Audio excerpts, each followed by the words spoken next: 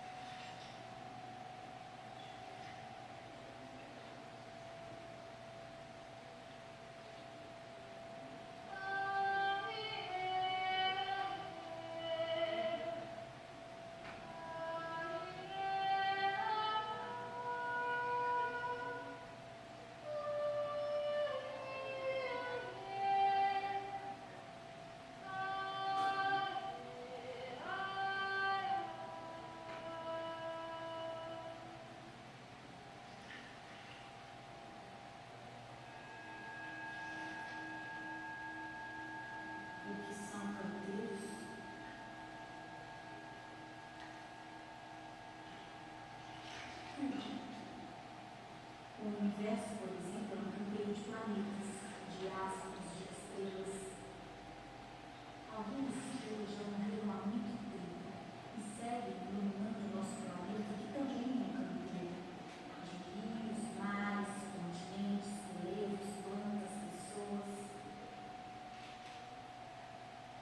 Pessoas que são canteiros de ideias, de sonhos, de encontros, de acertos, histórias.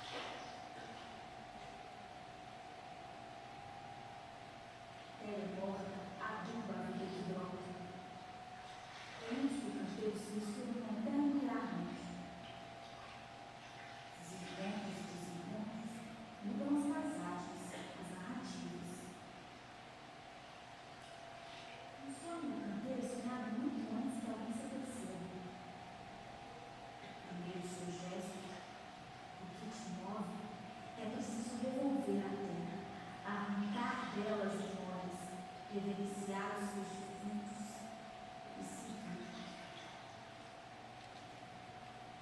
para que você também não seja mais que ninguém. Você cabe num gesto, num movimento que vem depois. Memória abrigando a terra. Memória.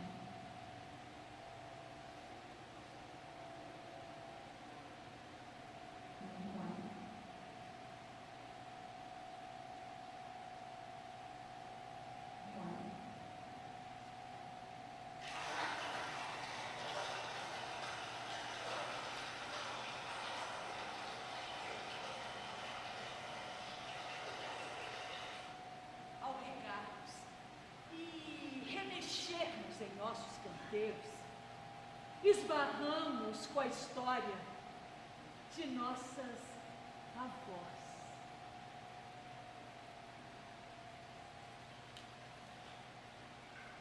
Logo de início percebemos que algumas pedras, retiradas de canteiros tão diferentes, se assemelhavam.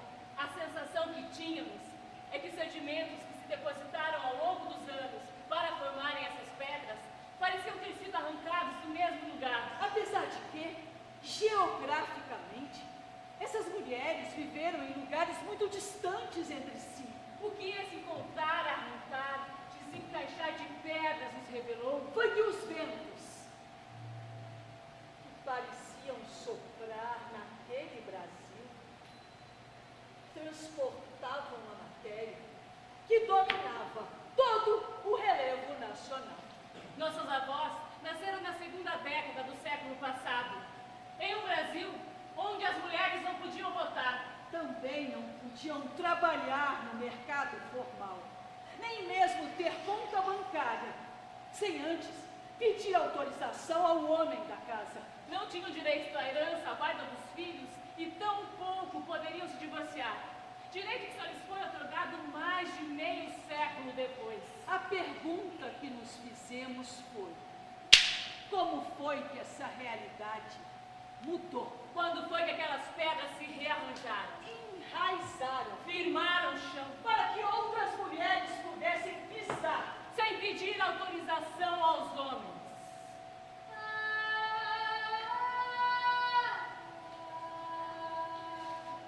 Minha avó Memória se chamava Maria. Dela eu herdei o nome. Com ela eu aprendi a amar os canteiros, remexê-los. Com respeito. Ela dizia, ela não era feminista. Eu acho que ela nem conhecia essa palavra. Criada entre homens, numa sociedade patriarcal. Eu só posso dizer que ela sobreviveu e plantou esperança. Não julgue as mulheres que cuidaram do canteiro antes de você. Entenda o movimento das pedras. Às vezes, a gente leva uma vida para construir as ferramentas certas para abolir no canteiro. Mas depois sobra tempo nenhum para usá-las.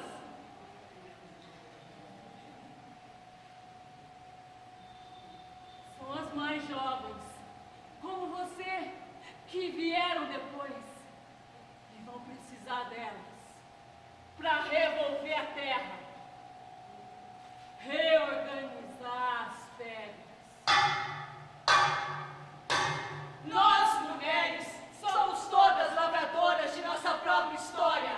Para achar um diamante, você vai esbarrar em muita pedra comum. Mas aí eu te pergunto, quem te trará mais alegria? Quem te trará mais sabedoria? As pedras comuns ou os diamantes?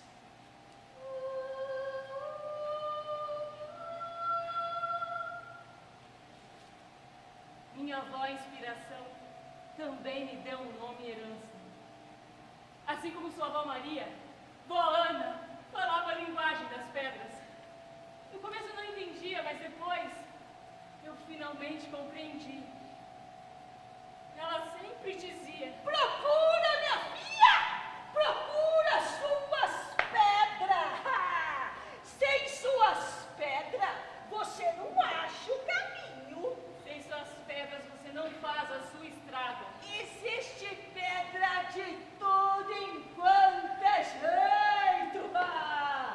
Algumas a gente precisa quebrar mesmo. As formas muralha que a gente precisa derrubar para seguirmos em frente. Mas existe outras que são lisas. Lezenha! E se soubermos juntá-las e depois assentá-las na terra, elas formarão um chão seguro para você pisar, minha querida. E aqui estamos nós, juntando as nossas pedras, construindo um caminho que nos conectará com o nosso rastro atrás. De que parte da história eu me começo? Aqui, realidade e ficção se misturam. Dos buracos onde não encontramos respostas, nossa imaginação achou um solo fértil para criá-las, com a textura e a matéria que precisávamos para aplacar nossas dúvidas. Dividiremos esse espetáculo em 3 partes. 3 marcos. 3 pedras arrancadas que nos guiarão nessa difícil missão de conhecermos um pouquinho desse chão que pisamos hoje. Primeira pedra.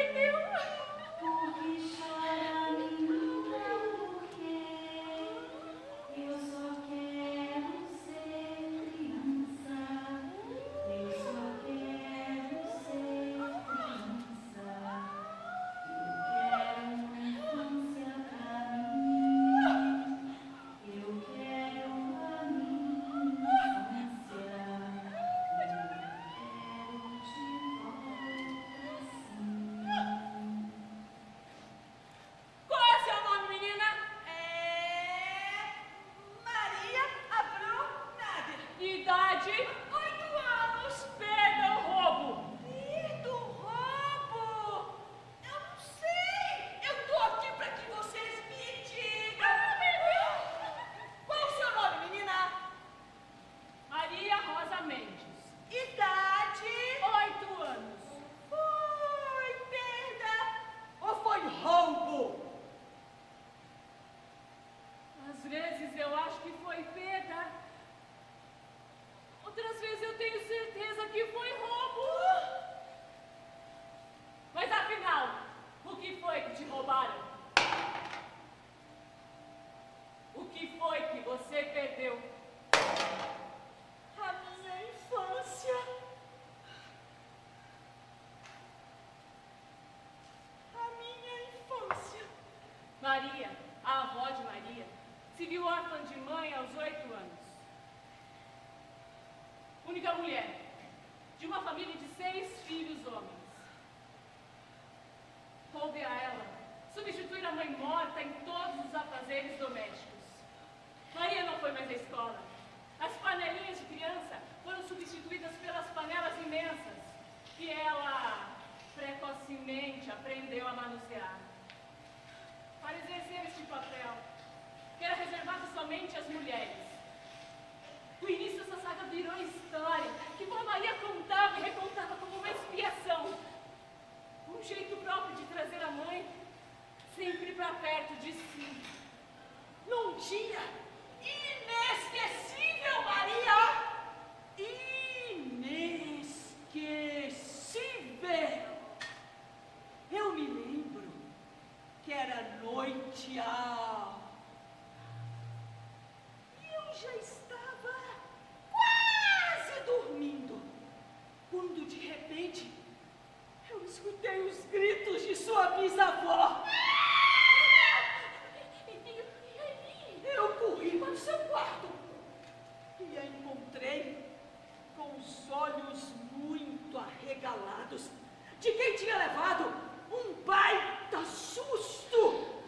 Ela foi logo me dizendo que havia tido uma visão de que seu fim estava próximo. E o que você fez? Eu fiquei muito assustada. Que história mais atravessada era aquela? Mas foi aí que ela pediu que eu pegasse uma pedra que ela mantinha guardada dentro de uma caixinha. Daqui a poucos dias, Maria, você será o único mulher desta casa. E quando uma mãe morre neste mundo de homens, cabe o filha um legado das pedras.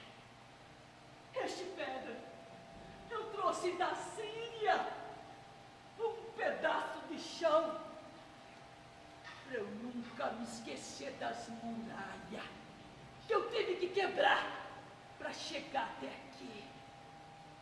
Um pouco de terra, para você saber onde estão as suas sementes, as suas raízes. Em tua veia, Maria, corre valentia de um povo que não se quebra. Pode vir guerra, pode vir tempestade, que nós, mulheres sírias, resistimos desde os primórdios dos tempos. Naquele dia que inaugurou a nossa despedida, a minha mãe, ela me falou tudo o que ela conseguiu. Ela me disse da matéria que eu era feita e a sua Síria natal se refletiu em mim como um sol.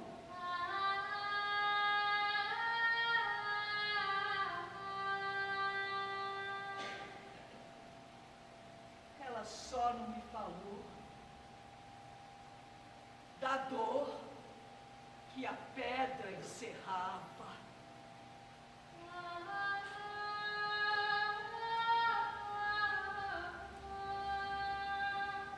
E do peso da pedra.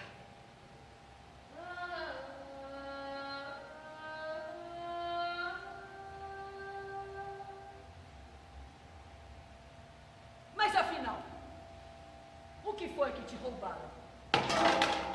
O que foi que você perdeu? A minha infância.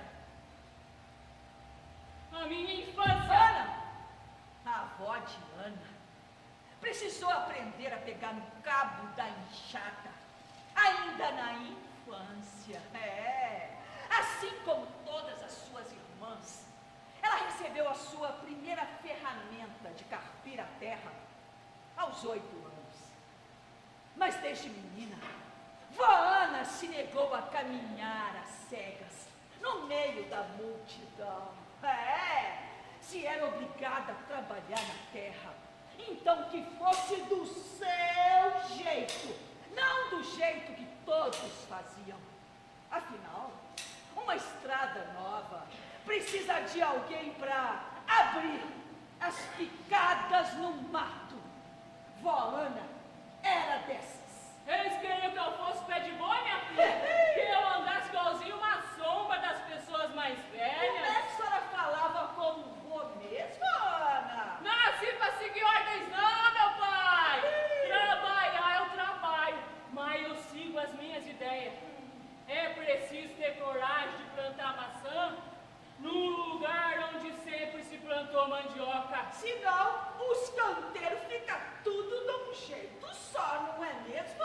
E o solo empobrece. Olha, eu não vou dizer que eu não quebrei a cara.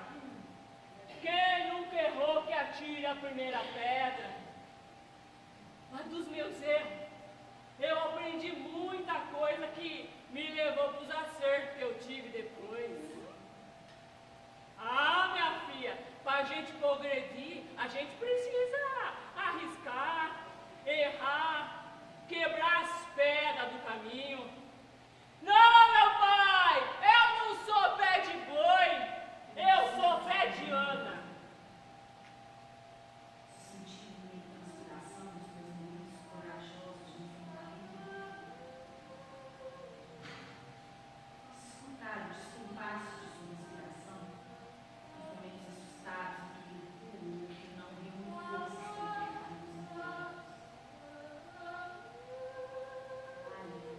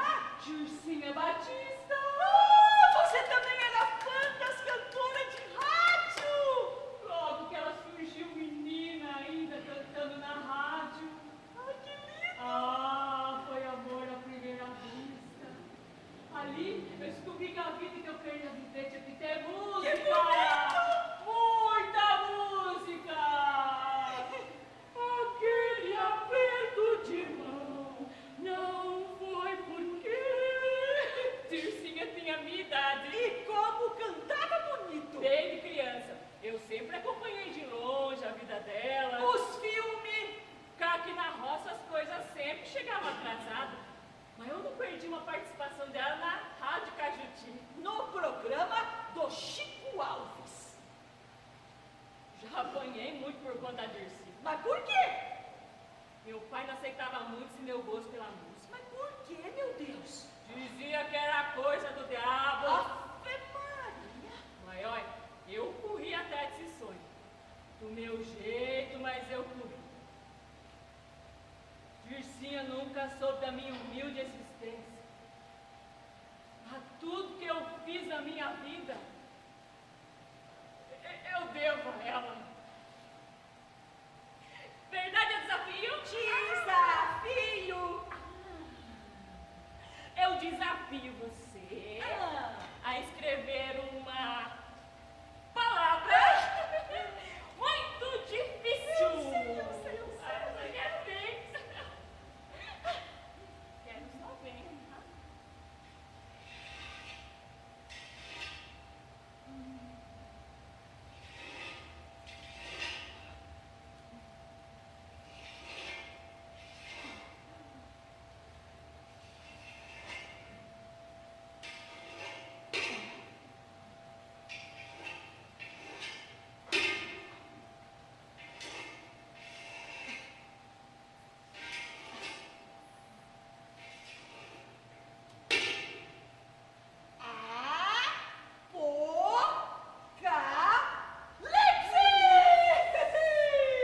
É uma palavra terrível.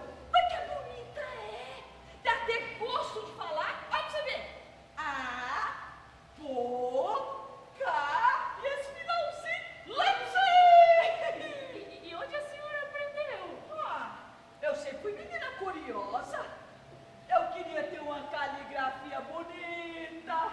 Se você visse os meus cadernos de receita, dava até gosto de ver o capricho. Mas por que a senhora parou de estudar? As meninas na minha época eram poucas. As que passavam do 4º ano primário. A gente tinha que ajudar as mães na lida da casa. E eu então, que nem mãe tinha. Mas a senhora sabe de tantas coisas. Sim, do meu jeito eu cuidei de aproveitar cada livrinho que caiu na minha frente. A Bíblia, por exemplo. Foi lá que a senhora tirou a palavra. Sim! Essa e outras mais complexas ainda. Quer ver outra aqui, ó? Liturgia. Eita, palavra bonita. Êxodo. Holocausto. Na Bíblia também, nos livros, eu aprendi a ter perseverança, a não desistir fácil dos meus sonhos. Você sabe que essa sua brincadeirinha me lembrou do meu grande sonho de menina? E que sonho foi esse? Quando eu era criança ainda, eu jurei para mim mesma que as minhas filhas não iam ter o mesmo destino que eu, não. Elas não iam esquentar, esfriar o corpinho delas na cozinha. Era de jeito nenhum. Elas iam estudar. Porque tem uma coisa, minha filha, que eu só aprendi depois de muito viver. É que se a gente não consegue fazer o sonho e realizar o sonho da gente, a gente pode realizar nas filhas, nas netas. O importante mesmo é ter sonho para sonhar. O importante é sonho para sonhar.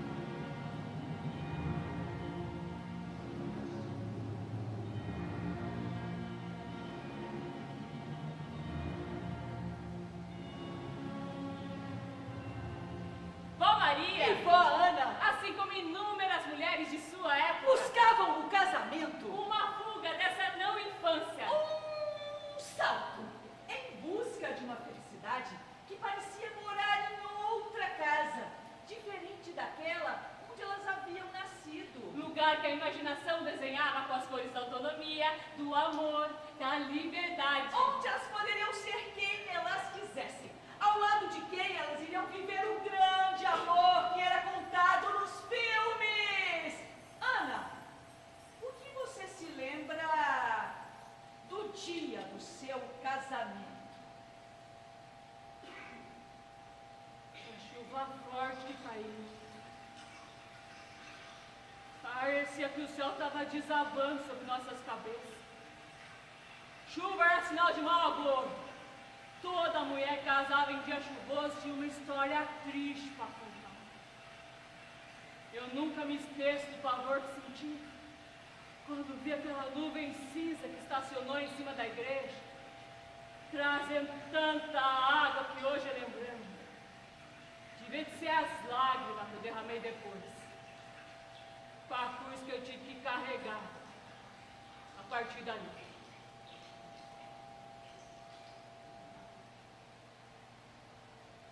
E você, Maria, o que buscava em seu casamento? Paz. Eu estava à procura de paz. Desde que meu pai contraiu as segundas núpcias, não teve um dia que eu não me sentisse uma intrusa em minha própria casa. Uma estrangeira, perdida num campo de batalha inimigo. Me explique melhor. A minha madrasta, ela queria começar a vida do começo, com meu pai e com os filhos que ainda estavam por vir. Eu e meus irmãos eram como pedras soltas que a faziam tropeçar a todo instante, que a impedia de correr livre pela casa. O casamento, então, me pareceu a melhor solução. Eu, de minha parte, queria ter uma vida na cidade. A música me chamava. Marcar que de tanto trabalhar na roça, a gente se apaixona com os canteiros, com a plantação, com o fruto que bota em tempo de colheita. Eu nunca larguei de tudo a minha enxada, mal queria mais para minha vida. Tinha até medo dos sonhos que passavam pela minha mente. Benedito foi chegando de mansinho e conquistou pelo meu ponto fraco. Quando eu vi, já estava de casamento marcado. Zezé apareceu um dia no comércio de meu pai, todo garboso, dirigindo seu caminhão fenemê. Eu me lembro que ele era bonito, alto e tinha uns olhos preto penetrante que me conquistaram desde o primeiro dia. Benedito soube de minha paixão pelas cantoras do rádio, através dos amigos que frequentavam os bailes do clube. Eu não perdia um. E ele era um pé de valsa. Eu sempre tive fama de durona, coração de pedra, mas cada rodovia no salão quebrava um pouquinho a minha resistência. E você, Maria, demorou em engatilhar o namoro? Não! Entre namoro, noivado e casamento, não se passou nenhum ano. Zezé demorou muito a perceber meu embaraço na casa de meu pai e foi logo me oferecer uma vida segura em outra cidade, com os braços abertos, inclusive para receber meus irmãos mais moço. Parecia que finalmente eu tinha tirado a sorte grande, que a minha vida ia mudar. José era filho de uma família importante em Minas. O seu avô havia sido prefeito na cidade. Quando todo homem branco do início do século passado, criado no seio de uma tradicional família mineira, a ele era permitido usufruir de uma vida bipartida, com matriz e filial. Eu me lembro de caminhar cheia de esperança rumo ao altar. Parecia que finalmente eu tinha encontrado a paz, a minha paz. Eu ainda não sabia noite a paz, a guerra, aquele zóio preto de Zezé, que me cativaram desde o primeiro minuto em que pousaram em mim, tinham sede de tempestade, sede que eu, com a minha educação puritana, forjada unicamente para o trabalho doméstico, jamais consegui aplacar.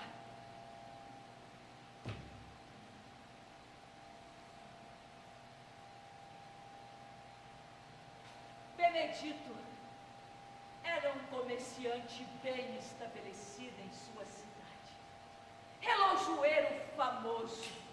Cabia a ele fazer com que o tempo na cidade corresse da forma correta. Sempre, Monday, Orient. Não importava a marca. Tito vendia o relógio e dava manutenção eterna. Mas quando ele descobriu que Ana, a avó de Ana, a menina que amava a música, era a mulher ideal para navegar com ele pela vida fora, ele não perdeu mais nenhum baile no clube da cidade. Ele me dedicava às músicas mais bonitas que estavam tocando nas rádios. Meu coração amoleceu. Aceitei quando ele pediu minha mão em noivado. Eu já era esperta desde aquela época. Mas hoje, pensando comigo, devia ter achado estranha aquela obsessão em consertar qualquer relógio que estava quebrado.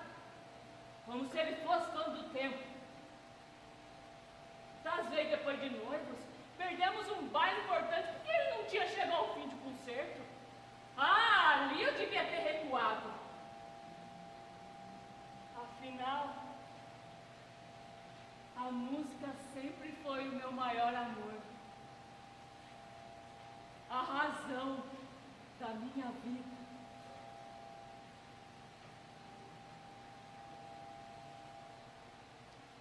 José escolheu Maria, a avó de Maria, para o papel de matriz, a mãe de seus filhos, a órfã imaculada, que cabia como uma luva para o papel de mulher oficial. Porém, existia ainda uma outra Maria, que ele conheceu na zona boêmia da cidade.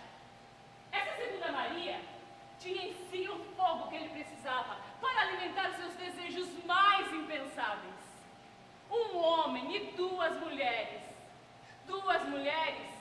e meio homem. Contamos aqui somente a história de Maria, a avó de Maria. Eu não fui feliz.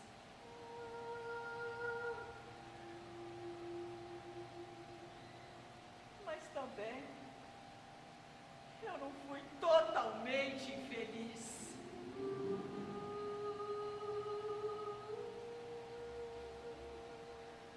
Tirando as suas saídas depois do jantar, Zezé até que era um bom homem. Ele era honesto. Ele não tinha vício. Ele não bebia nem no Natal.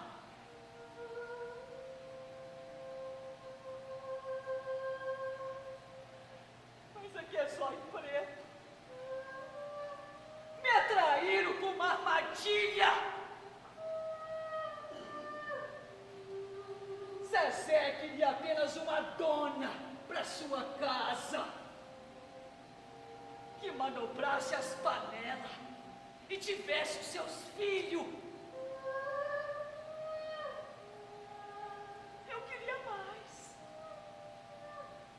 Eu queria um companheiro para dividir os meus sonhos, um parceiro para os negócios, que o comércio estava no meu sangue. Um homem para me amar intensamente.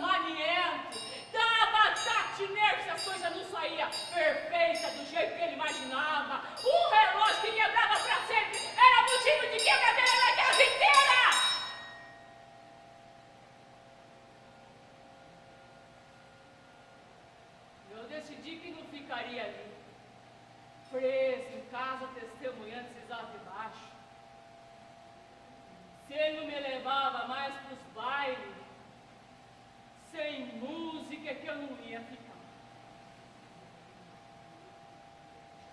Mas Maria, como você suportou essa infidelidade? Você não foi embora?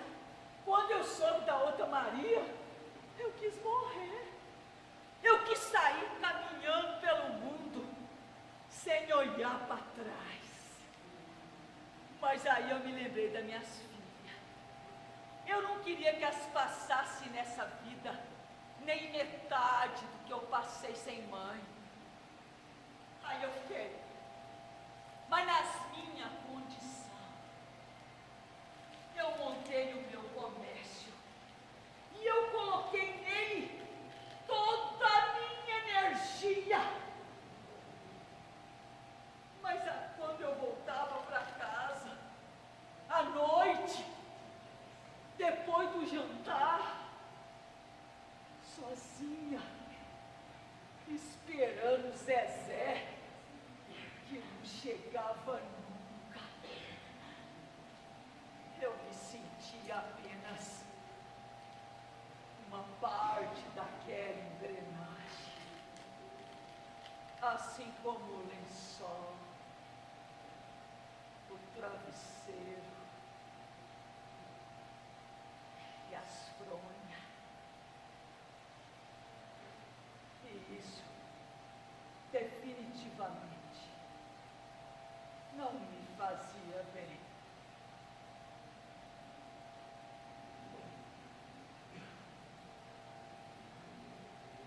Mas, Ana, como é que você fez para colocar a música novamente em sua vida? Eu criei o meu bar. Ah, mas não era um simples bar. Tinha um alto-falante gigante que espalhava a música pela cidade inteira. Benedito nunca se opôs. Mesmo quando sua família se reuniu para dizer que bar não era lugar de mulher casada, lugar de mulher casada onde ela é feliz, quem não paga minhas contas não se atreva a meter o bedelho. A cama se tornou meu pesadelo. Ela era feita de madeira bruta. Jacarandá da Bahia. Zezé sempre dizia, um dia, esse atrasou mais do que o normal. A gente já tinha 15 anos de casado. Ali minha paciência esgotou. Foi. Eu quebrei a cama com golpes de machado. Naquele dia eu podia ter ido embora. Mas minhas filhas, elas estavam estudando ainda. Eu as queria formada e encaminhada na vida. Seguimos, eu e José, em camas separadas. Eu fui condenada por muitos quando internei Benedito pela primeira vez. E pela segunda. E por todas as vezes que eu perdi o controle sobre sua loucura. Mas aí eu pergunto para vocês, apareceu alguém da família para me ajudar? Para segurar ele nos momentos de fúria? Só eu sei que foi aquele bar. E a música que saía do meu alto-falante que não me deixou enlouquecer também. Que permitiu que eu criasse minhas filhas. Que eu pagasse as contas de casa. Dos hospitais. Ah, se eu não fosse dona de bar. Eu é que sei. Uma conquista dessa época do casamento, a minha independência. Se Zezé não trazia todo o seu dinheiro para dentro de casa, eu fui à luta e venci. Vendendo bala, eu estudei minhas 3 filhas. Nenhuma delas precisou enfrentar a vida na cozinha, não. Sonho sonhado, sonho realizado. Um dia olhou bem fundo nos meus olhos e disse alguma coisa, mais ou menos assim: "Ah, Maria, quem dera eu tivesse a sua força, quem dera." Depois de casada, eu pude viver da música que eu tanto amava. As caras feias de meu pai não podiam me impedir de ter o meu bar, o meu alto-falante. Eu não fui uma Dircinha, é verdade, mas naquela época eu levei música para todos ouvirem. Benedito, do seu jeito, me admirou, que eu sei. Ele sempre dizia: "Nunca duvide, Ana Rosa. Você não sabe do que essa mulher é capaz."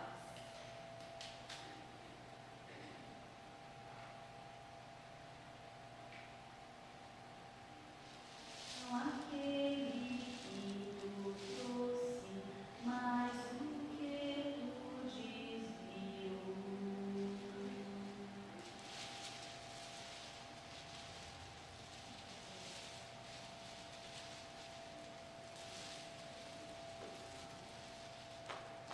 Profissionalmente, minha avó começou a viver no mundo, a mulher que a vida dela, com todas as suas angústias, desejos, sonhos realizados, se me apresentou.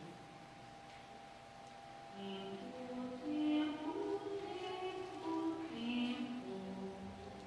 traz de volta o meu amor.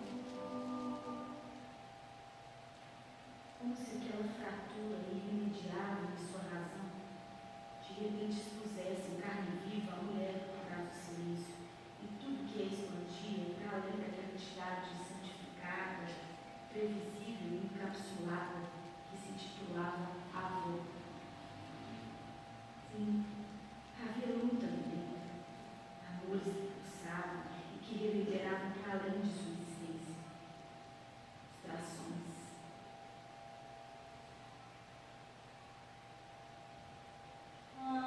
Aquele que tu trouxe, mas o que tu desviou.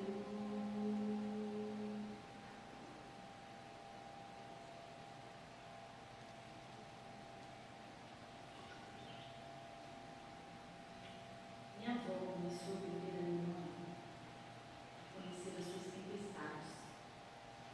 Perto dos freios sociais que a sufocavam, eu a enxerguei mulher, tão próxima de mim em seus desatinhos, em suas indignações. Minha avó começou a viver a minha mãe. Finalmente entendi. Luta não é só minha. De antes, muito antes.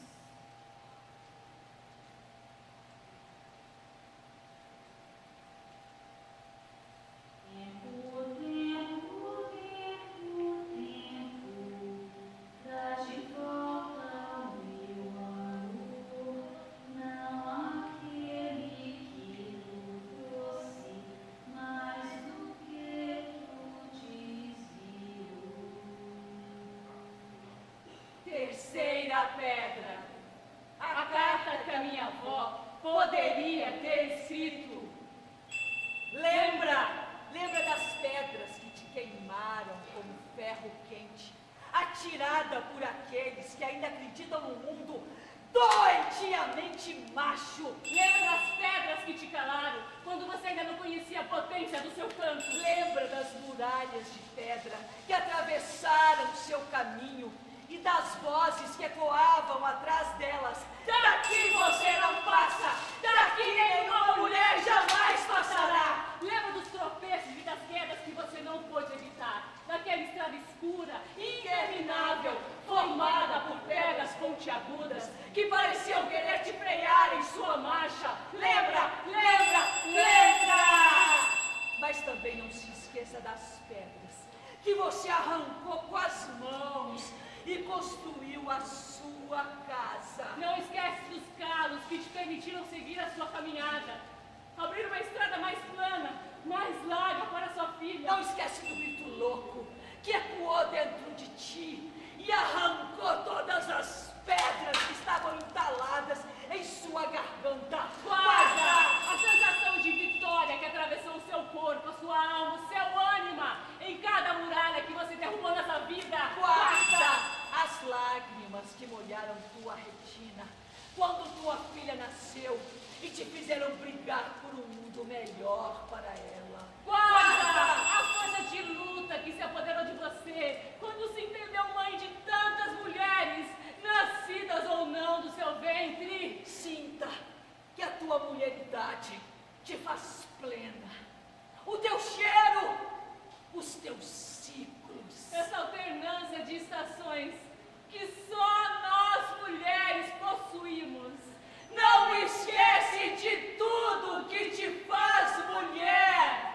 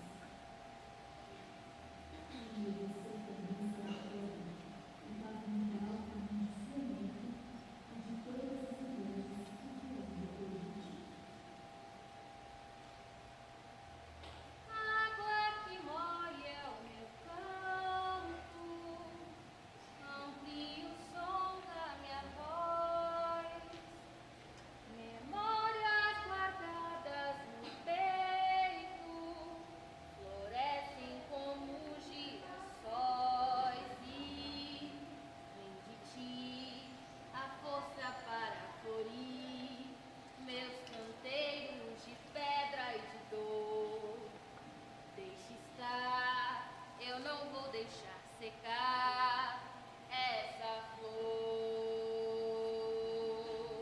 Vem de ti a força para florir meus canteiros de pedra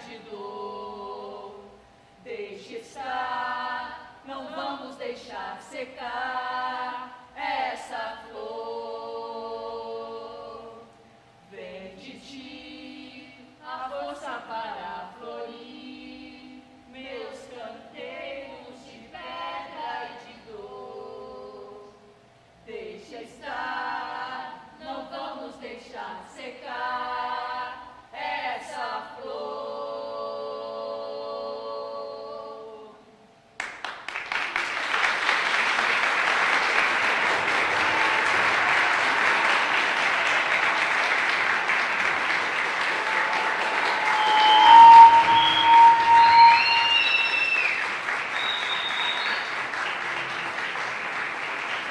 Esse é o espetáculo Enterro de Memória.